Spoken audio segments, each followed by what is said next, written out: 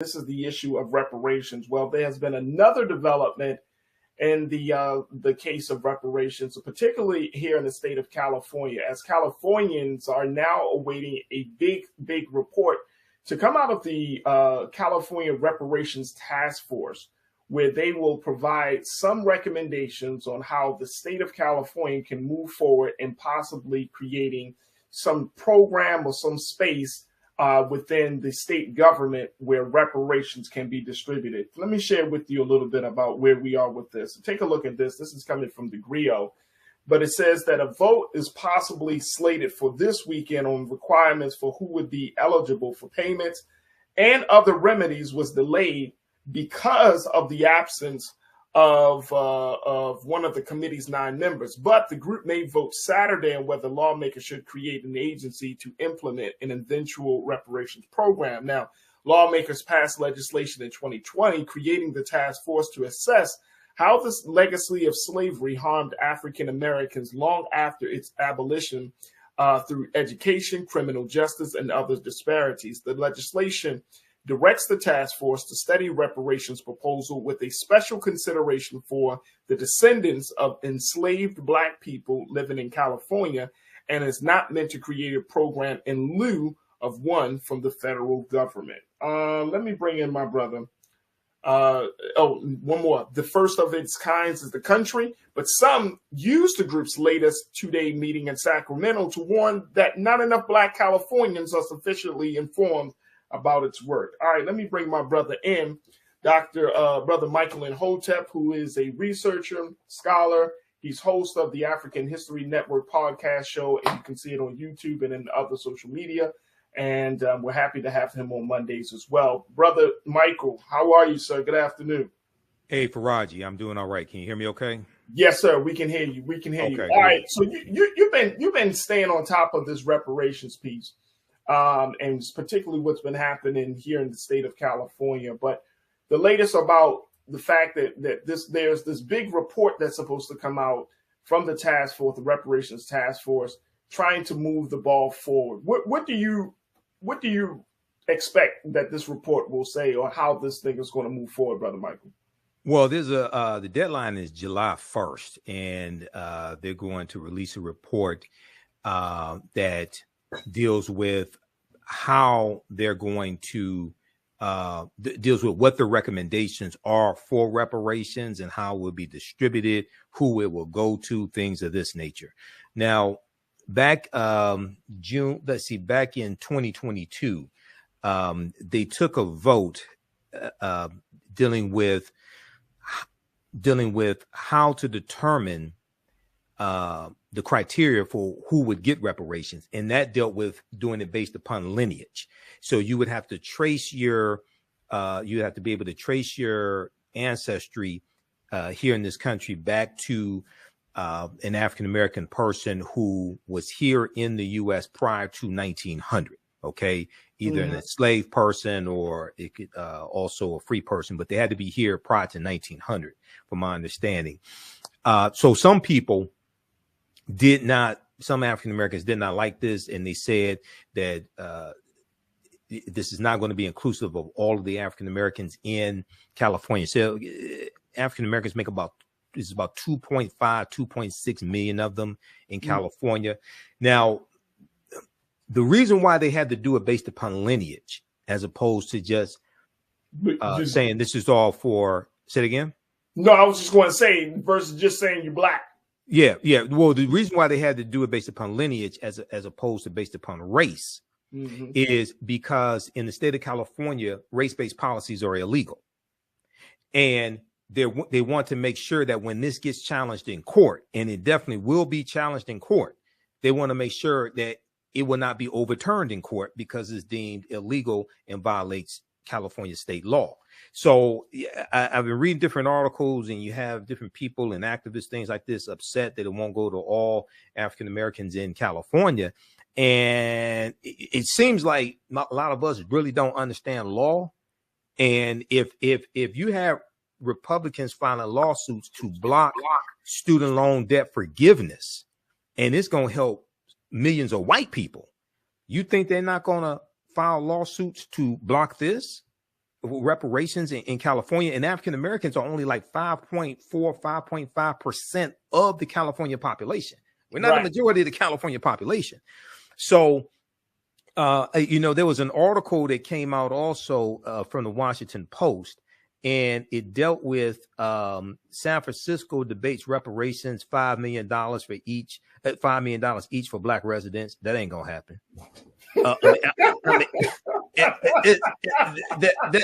That's not gonna happen at all. I mean, not in your wildest dreams will something like that happen. And Dr. Darity, you had to shoot it down like that. That $5 million.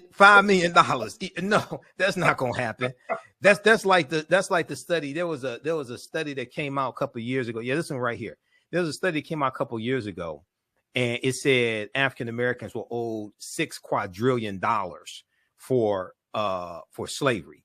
$6 quadrillion did not exist in the entire world when the study came out.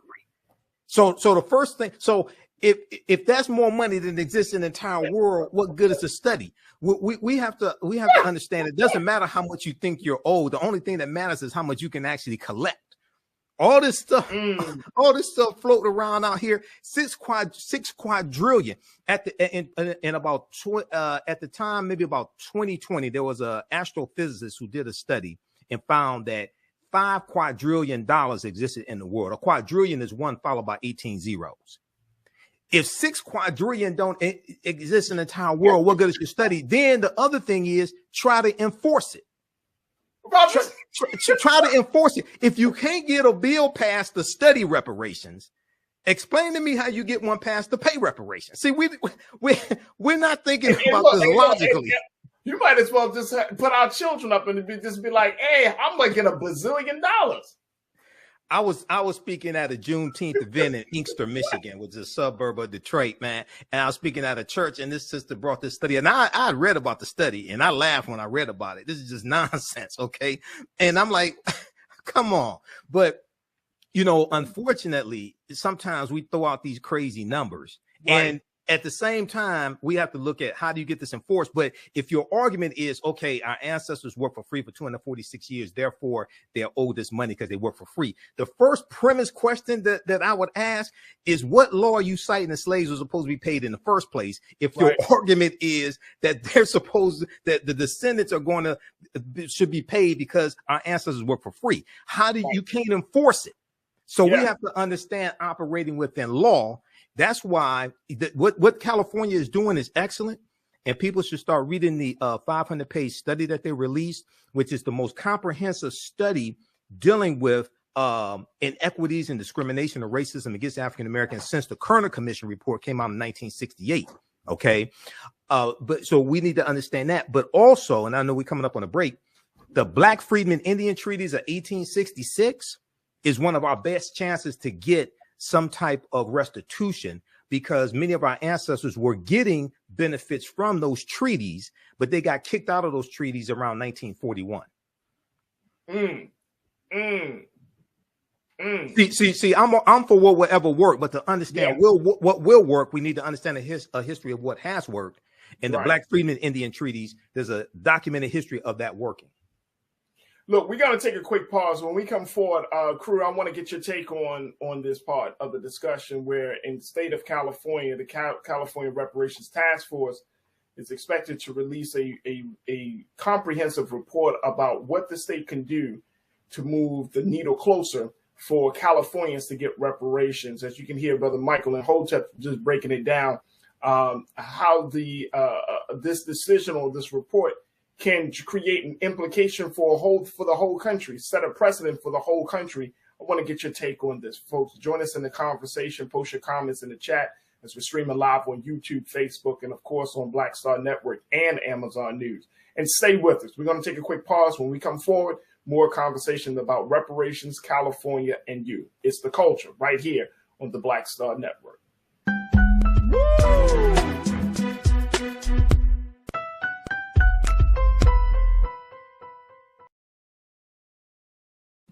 All right, folks, welcome back to the show. We've been talking about reparations and how Californians are awaiting a big report to come from the Reparations Task Force which would give some ideas as to how the state of California can pay reparations or give reparations for Black people whose lineage shows that they are connected, that they were involved in the enslavement Black people in this country. It is a big conversation that just recently, and even though this discussion has been around for over these past couple of years, especially with the justice, the efforts around police brutality and other social justice issues, now reparation is coming back into the conversation in a very, very big and mainstream way. Brother Michael Imhotep is having this conversation. Let me go to some of the crew, and the crew has been checking in on this, Brother Michael. Some folks are again, some folks are saying, like, we should see what California does, and other folks are saying, look, let's not even have any hope. Why? Before we get into the crew, I do want to ask you, why should folks really believe that reparations may happen in their lifetime?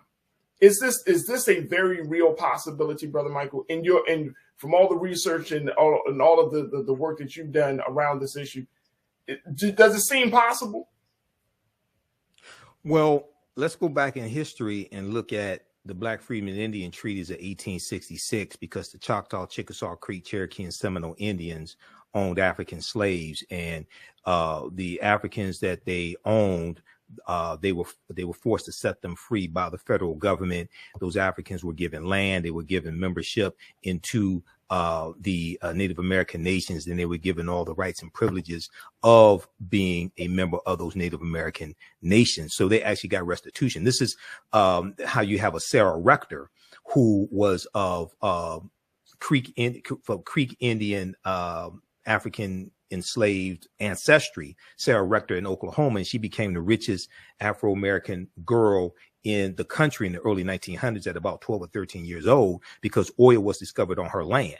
So there's a history of this. We just don't understand that history. Now, when it comes to getting reparations today, one of the first things I would do is take the term reparations off of it, because automatically it has a negative term to some people. And you have to keep in mind, the majority of the people in the state legislatures or in Congress, U.S. Congress, who are going to vote for this are white. All right. So when we deal with restitution at a federal level, one of the things we have to look at is not so much just focus on getting a check.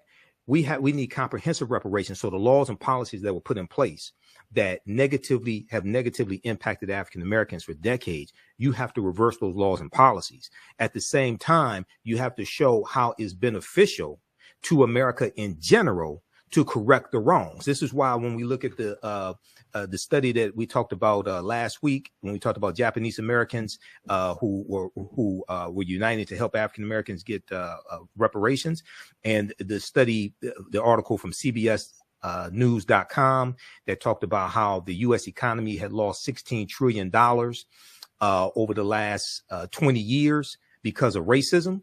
All right.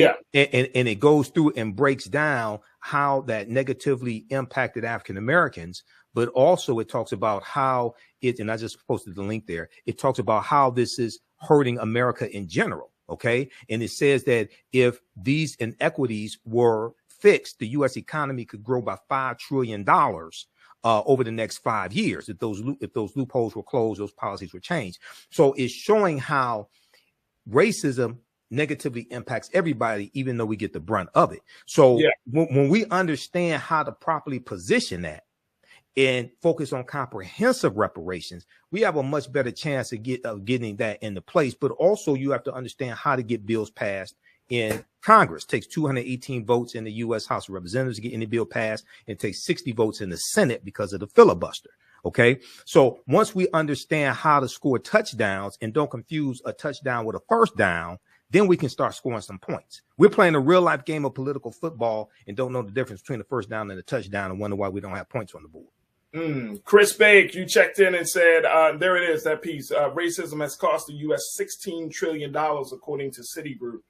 $16 trillion. This was over 20 years, not 246 years, not 400 years. Yeah.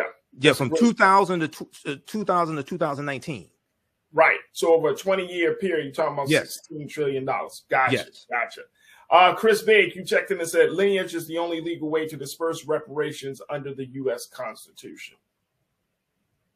Well, what it is because if you're looking at federal law, Title VI of the 1964 Civil Rights Act, Section 601, non-discrimination and federally assisted programs, makes illegal race-based policies. Right.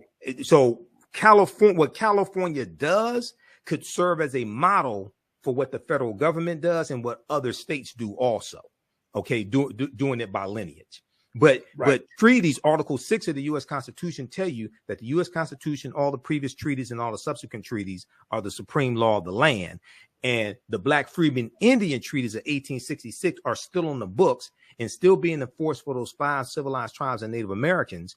And we need to focus on getting that enforced again for us. This is some of the work that Attorney Demario Solomon Simmons is working on, who's on sometimes on Roland Martin Unfiltered.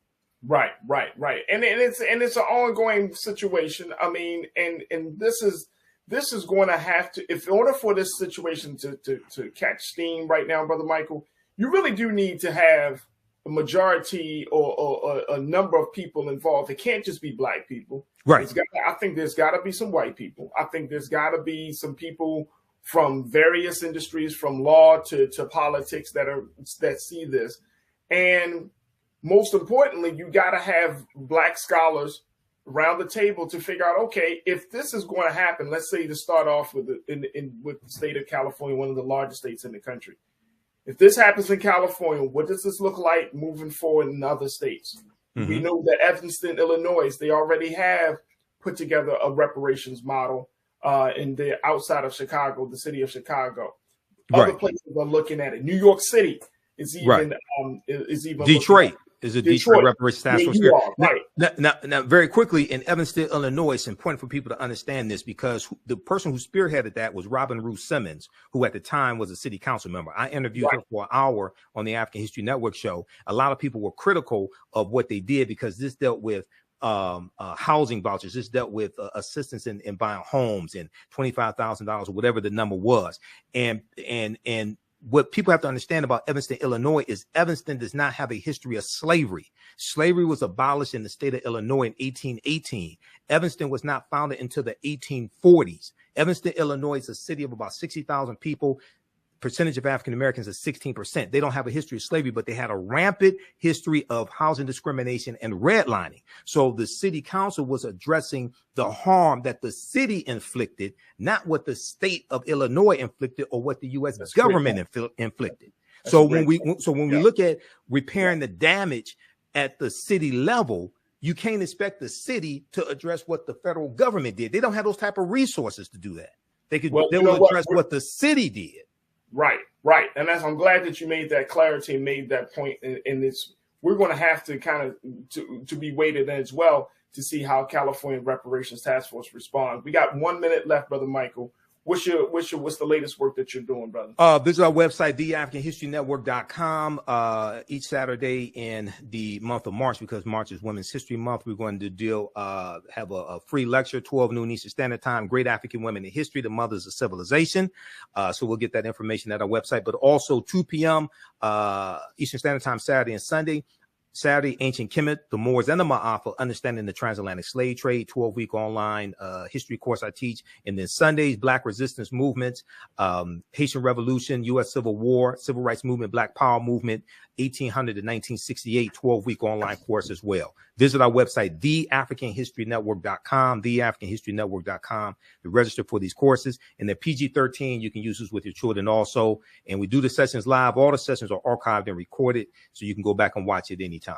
There it is, my brother Michael Imhotep checking in as always here on The Culture on Mondays, and you can check him out on Fridays on Roland Martin Unfiltered. Brother Michael, thank you for being on the show, and thanks for having me, Farajii. For The Culture, bro. All right, thank you. Absolutely.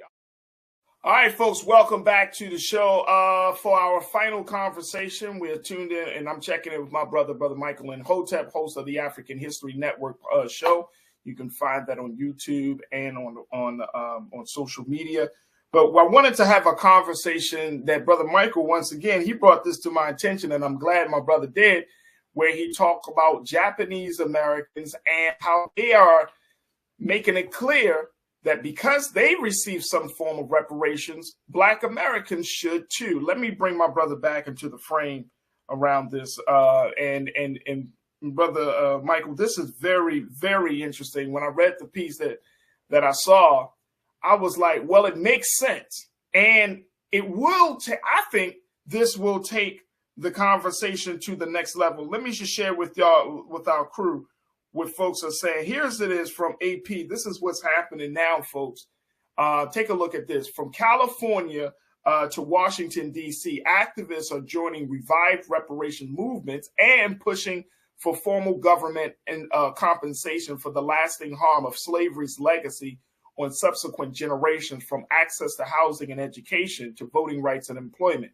Japanese American activists in California are studying the landmark report issued by the California's task force and plan to reach out to college students, churches, and other community groups to raise awareness about why Black reparations is needed and how it intersects with their own struggle. All right, Keenan, let's stay right there for a minute. Then we'll share the second quote in a minute.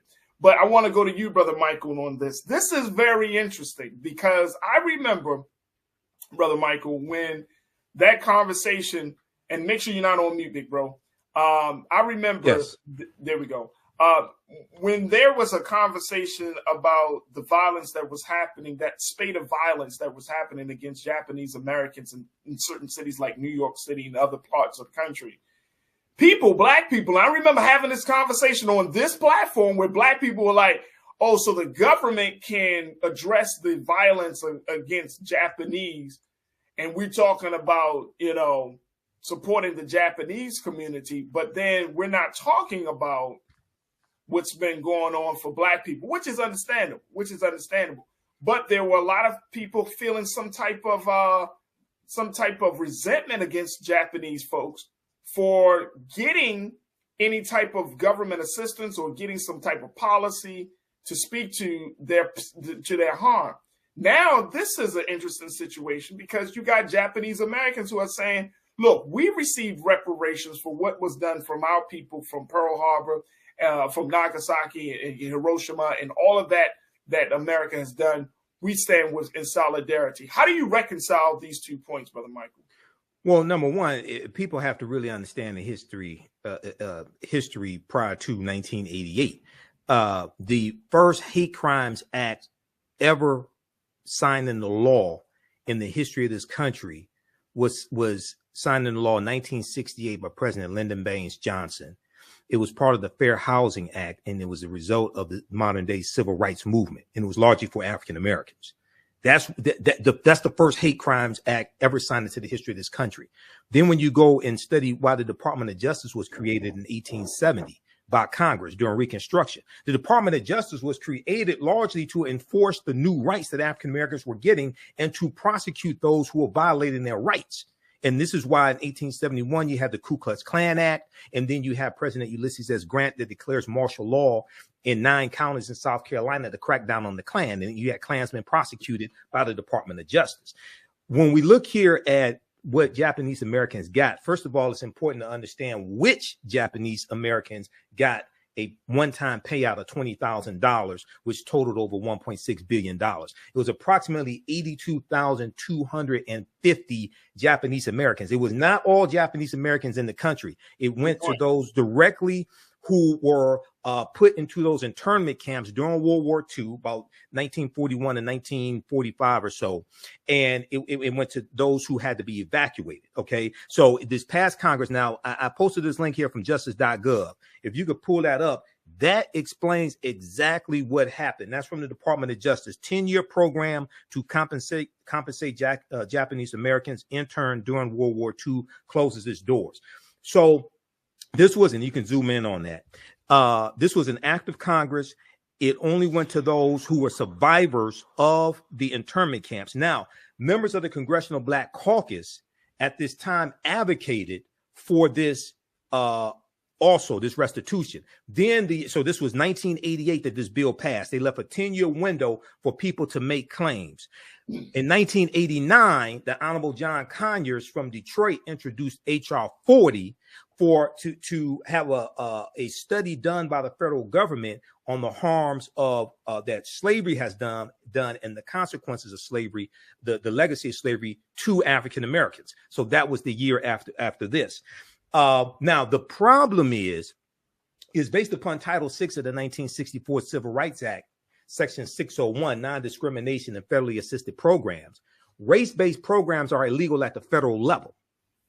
You also have a similar law in California, which is why the California Reparations Taskforce is prescribing their reparations based upon lineage, as opposed to just race, just being black.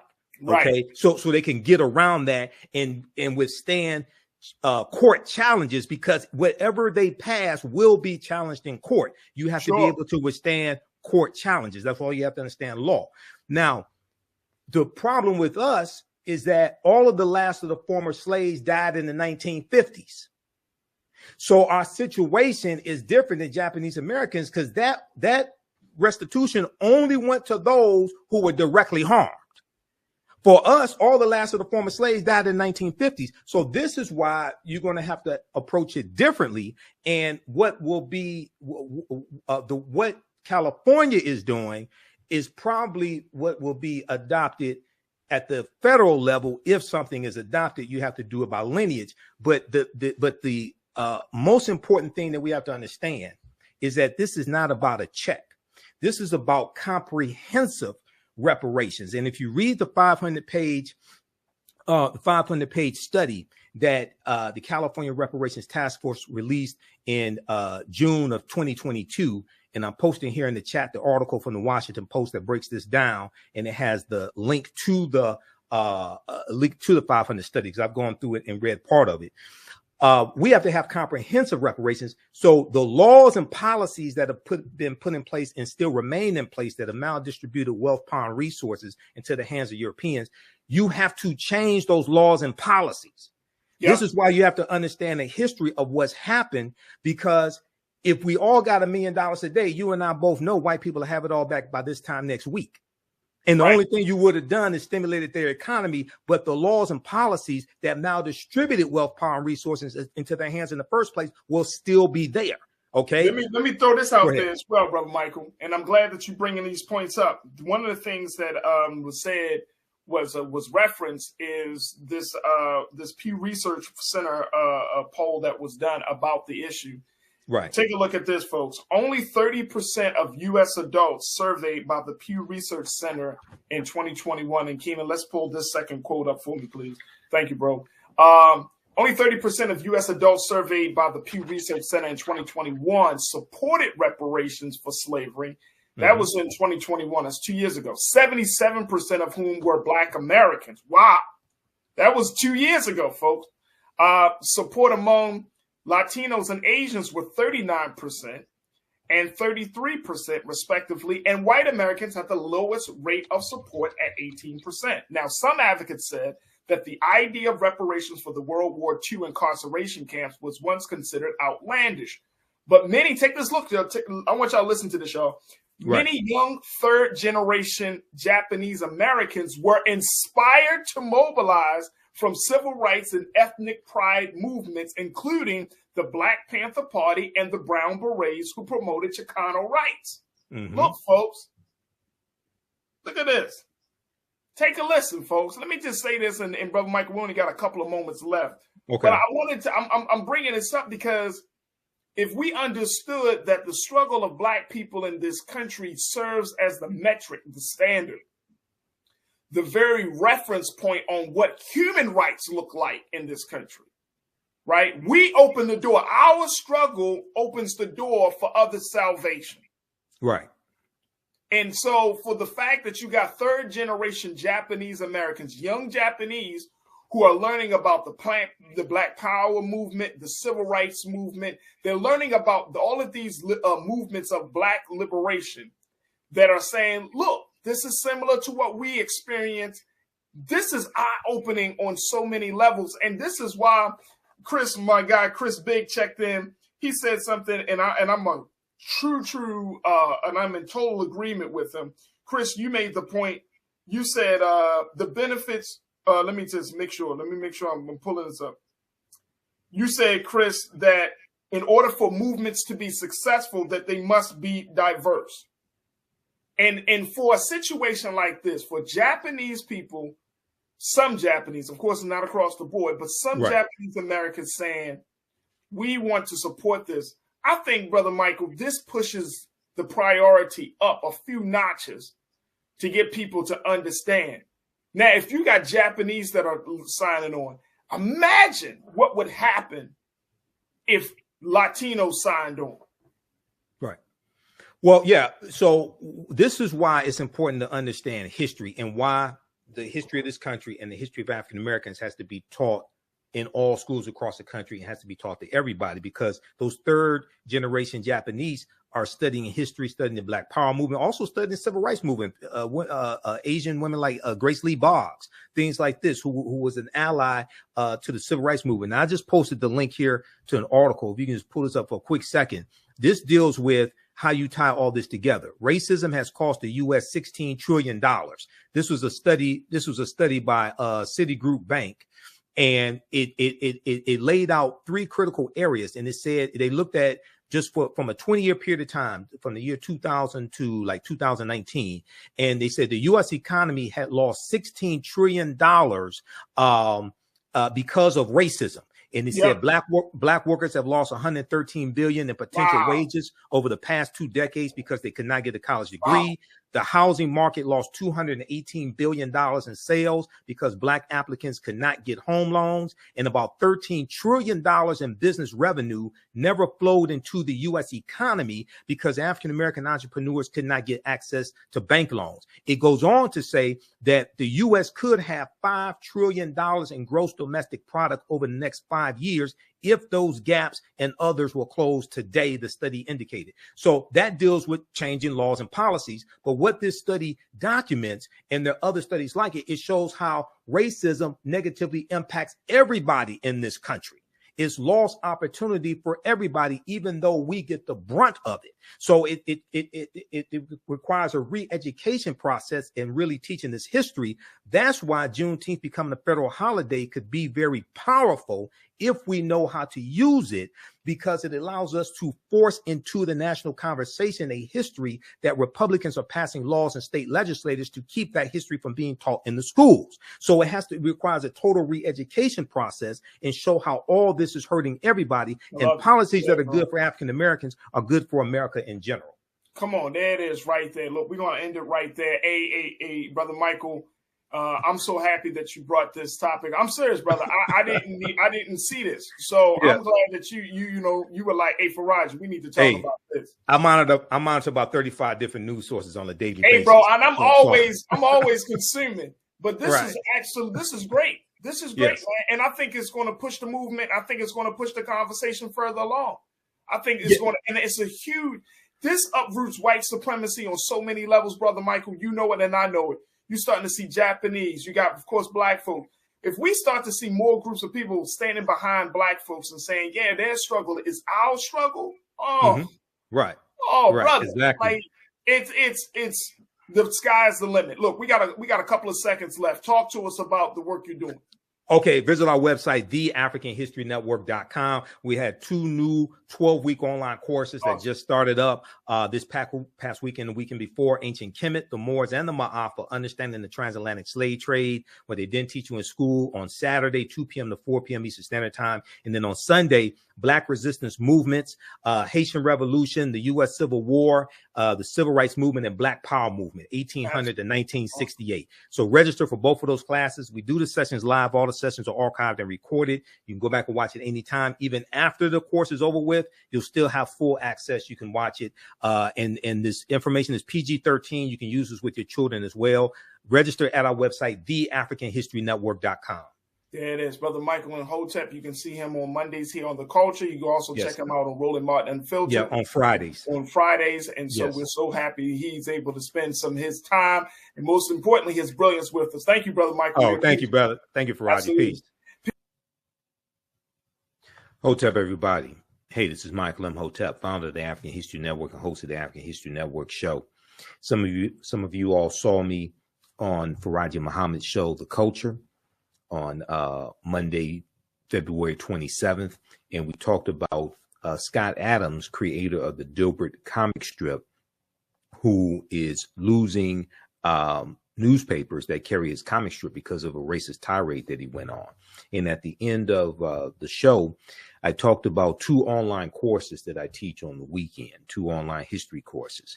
So on Saturdays, I teach a 12-week online course called Ancient Kemet, the Moors, and the Ma'afa, Understanding the Transatlantic Slave Trade, what they didn't teach you in school. And this class just started up Saturday, March 4th, 2023. We have class number 3, and I teach this class 2 p.m. to 4 p.m. Eastern Standard Time. So we deal with thousands of years of history and what leads up to the transatlantic slave trade taking place.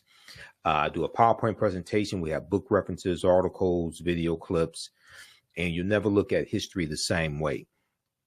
When we study the transatlantic slave trade, we can't start studying our history in slavery.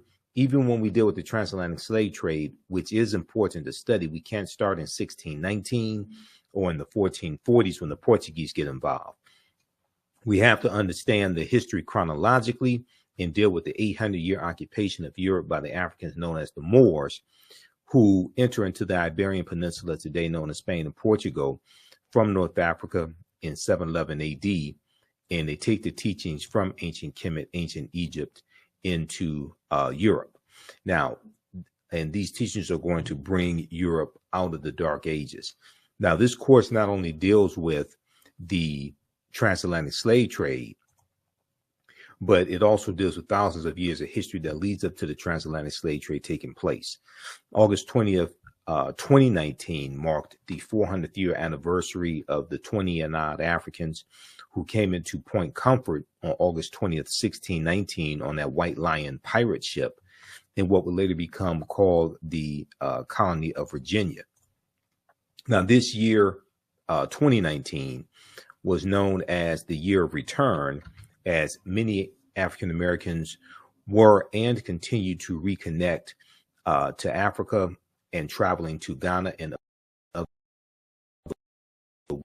West African countries, of the original people of North, Central, and South America. Okay.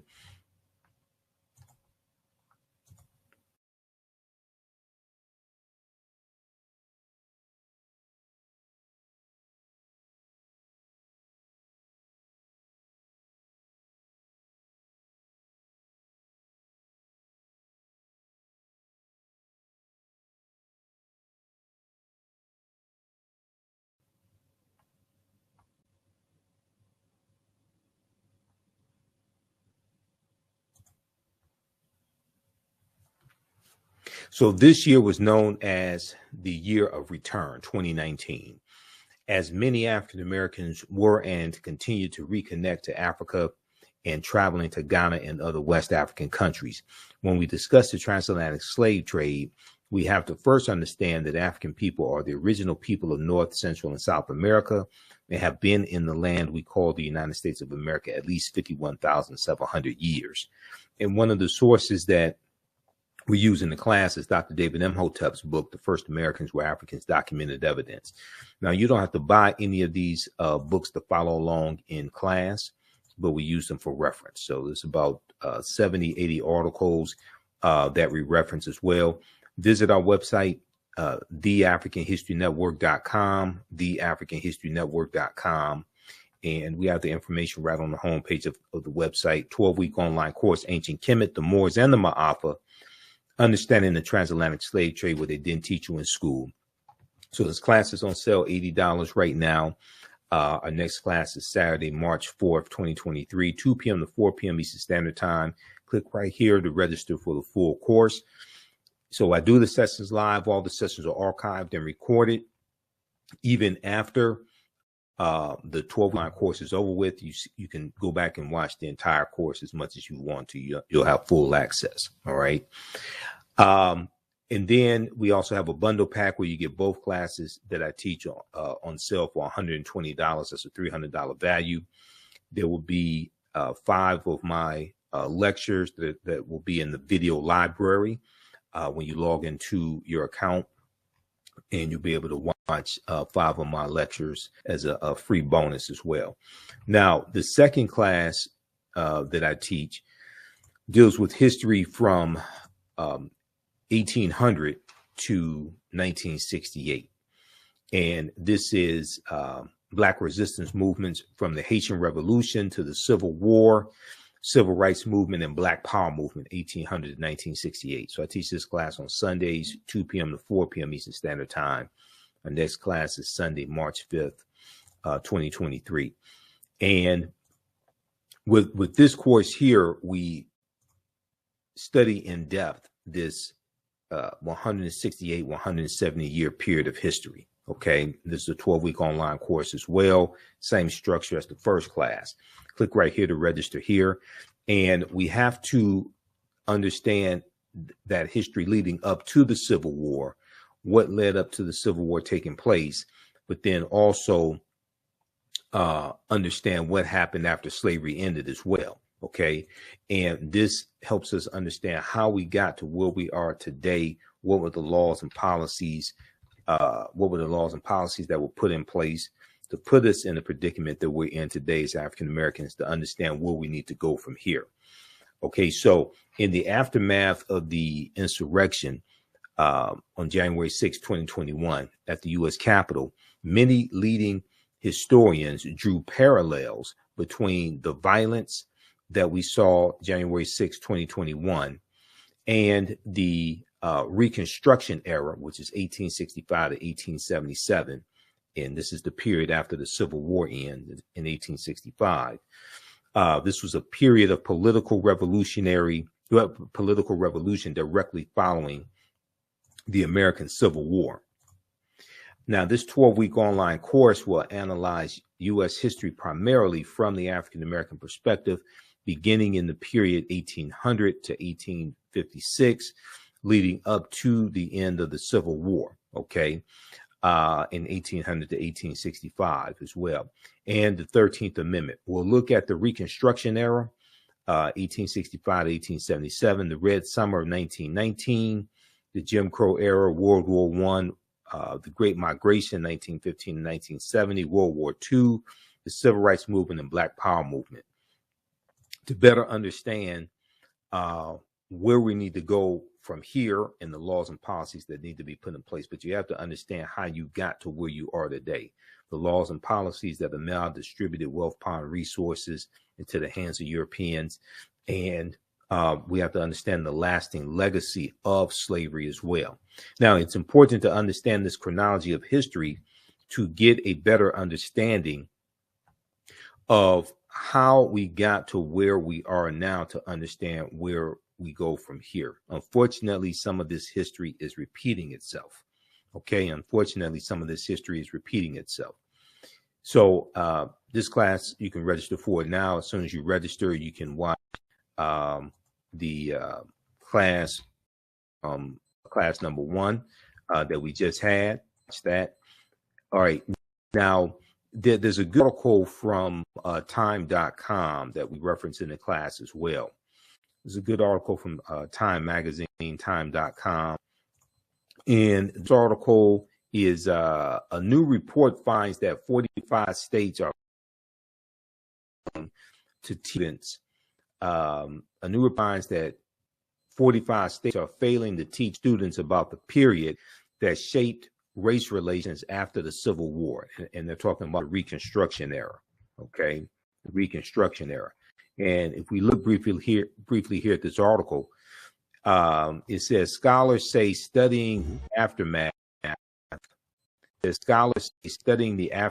of the Civil War help context many of the most seminal events in the U.S. in recent years, from the brutal murder of George Floyd by police to the voter suppression laws enacted after Black voters played a big role in helping Joe Biden and Kamala Harris be elected president and vice president in 2020.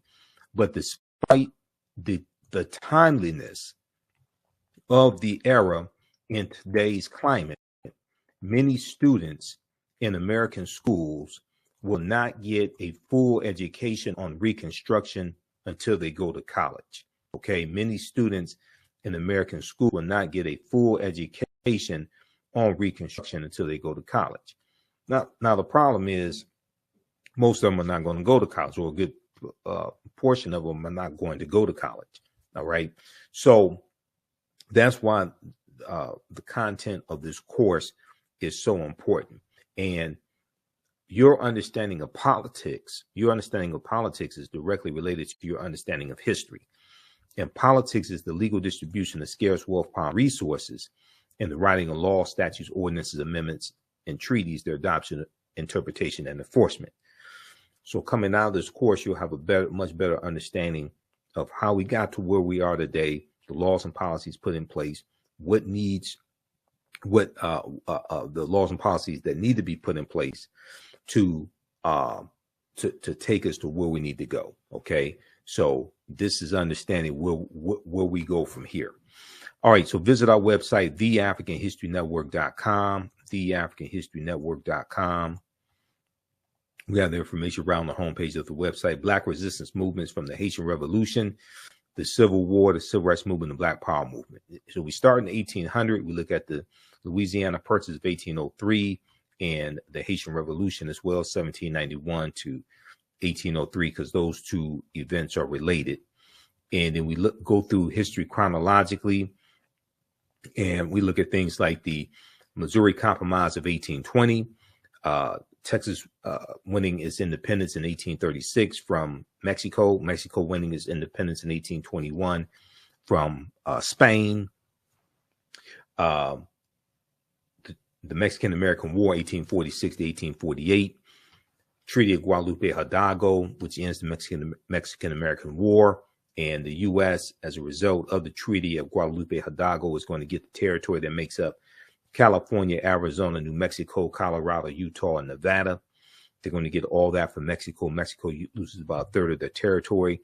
We look at the Kansas-Nebraska Act of 1854, and we look at why the Civil War starts April 12, 1861. Then we go through and analyze the U.S. Civil War,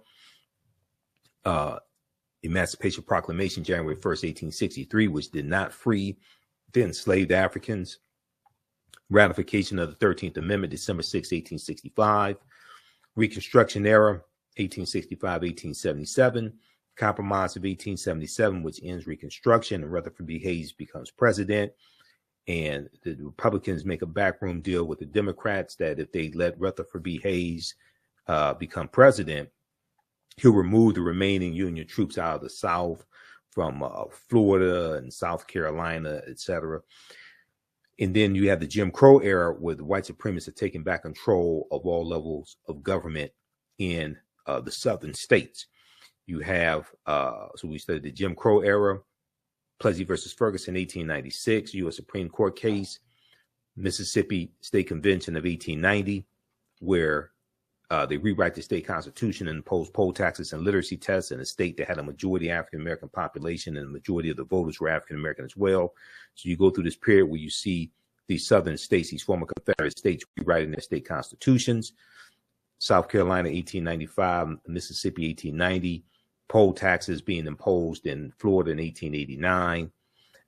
So we go through the Jim Crow era, Great Migration, 1915, 1970, 6 million African Americans migrating from the South up north and out west.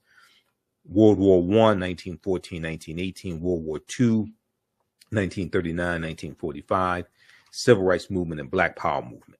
Okay, to understand what happened to us after slavery ended and what leads up to the Civil War taking place, so we can understand how we got here today and understand history, law, politics, and economics, to understand where we go from here. So Black resistance movements from the Haitian Revolution to the U.S. Civil War, Civil Rights Movement, and Black Power Movement. Okay, so you register for that class right now at theafricanhistorynetwork.com, theafricanhistorynetwork.com. That's on sale, $80 as well. And we have the bundle pack where you get both classes for $120. For both classes, this information is PG-13, I would say, so you can use this with your children as well. And also to support the African History Network, you can support us, $ the AHN show through Cash App, $ the AHN show through Cash App, also through PayPal, paypal.me/the AHN show. And we have it right on the homepage of our website as well. This helps us to keep doing the research, stay on the air, keep broadcasting, finance the African History Network show, pay some of the bills, etc. Okay, so we have a PayPal and Cash App information there also. All right, so hope to see you in class. Visit our website, theafricanhistorynetwork.com, theafricanhistorynetwork.com. Remember, right now, also for returning students, those who have paid for it, one of my online courses in the past, you get a 50% discount. Returning students, you get a 50% discount on our bundle pack. So email me at ahnshow@theafricanhistorynetwork.com, ahnshow@theafricanhistorynetwork.com. All right, and we'll get you taken care of. Right now, it's correct wrong behavior is not over till we win Wakanda forever. We'll talk